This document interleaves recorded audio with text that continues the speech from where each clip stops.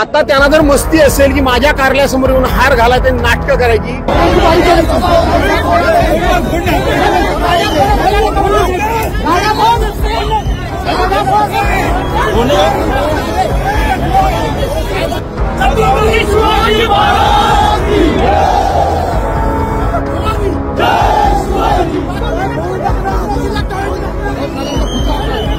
ते पुढे कसे जातात तेच मी बघतो.